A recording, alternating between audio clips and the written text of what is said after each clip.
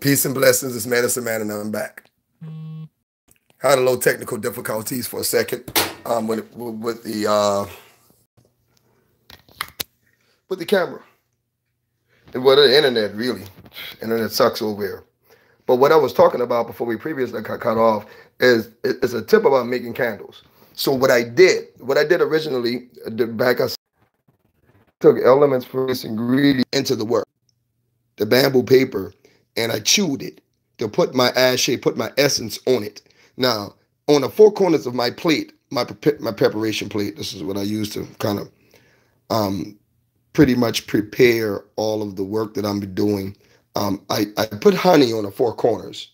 You know, we put honey in the four corners, so after we chew it, we kind of dip it in the honey. And we smoke it a little bit here, and we drop it down to put our essence into the candle. Just a little more of this, a little more of that, a few more of that, and a light squeeze of that more in there for the candle. So now I got some honey wick, man. For a second. Let me cut it. Done deal. So we got this cut. And this is honey wick. You know, you can kind of rub it in the honey. It's already honey wick, so kind of on the honey. Then we prepare ourselves to put our wick down. That's about right there. Yeah, I can cut the rest off. So I just twirl it. You know, we usually twirl the wick. And when you twirl the wick, you want to kind of pretty much twirl it in the direction of the flow of the energy. So if you're flowing something towards you, you would twirl it towards you. If you're flowing something away from you, you want to twirl it away. You see? Twirl it away. Twirl it away. That's what you want to do. So we got this nice honey wick all twirled up and everything. One of the secret little tricks I do, I keep the consecrated stones. So we pretty much just grab the wick and let me set the phone down for a second so you guys can see what I got going on here. Let's see how we going. Set this here for a sec. Just for a second, y'all. Bear with me. Take the honey wick. Boom. All right. So now we have the wick. So we're gonna take the wick. Like I said, you're gonna twist it towards us or twist it towards the candle. Either way. You know, I'm twisting it towards the candle because I'm bringing something in. Bringing something in. And as I'm doing this now, I'm not just doing this as a ritual act. I'm in the video, so I'm talking, obviously. But when you're doing this, you want to do it slow, steady, consistent with your breathing, consistent with your consciousness, consistent on your objective. All right? Remember that, because these ritual acts that we do is just rituals. It's to activate the conscious effect from within you. You see? Now,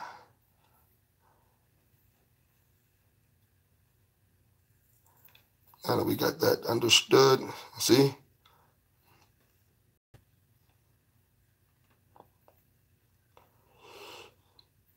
All right, so now we have the wick and anchor tied. I call it like a wick and an anchor for the most part, because the wick is the anchor, you know, and it's anchored on the crystal.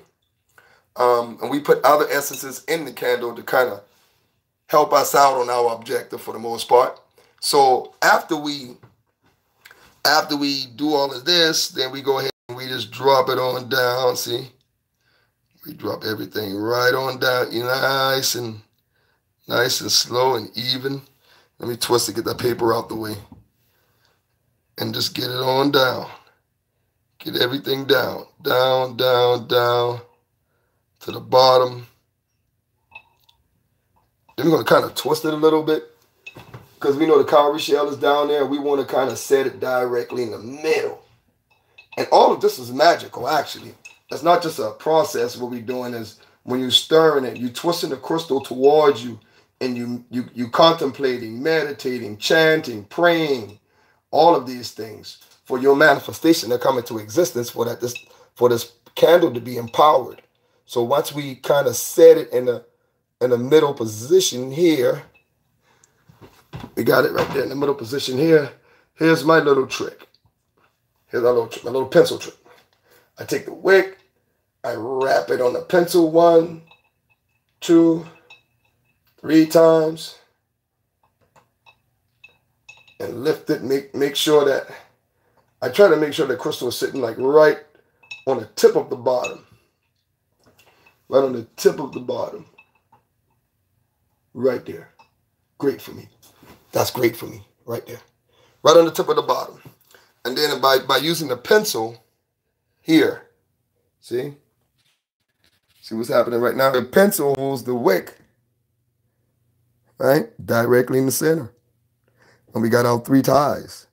You know. Usually I use a piece of bamboo stick, but for the purpose of this video, I use the pencil. So now what we do now, we got all our powders in there. Now you can put a little more. This prosperity powder here be busting, so I'm, never could use enough of this. We put that there. And basically, we let this candle air dry. As you can see, it's starting to dry down at the bottom on its own. Starting to harden up a little bit on its own. Trust me, I put some essential oils in there too. This is a perfumed candle, but it smells awful. So I put some essential oil in there to kind of liven it up. Plus, I put my own oils in there to give it some life. To give it some life. Plus, I put some casino dirt in there. I'm trying to tell you, the MGM casino dirt is some good stuff. Put a little bit of there. A little more of that. Never can have too much casino dirt.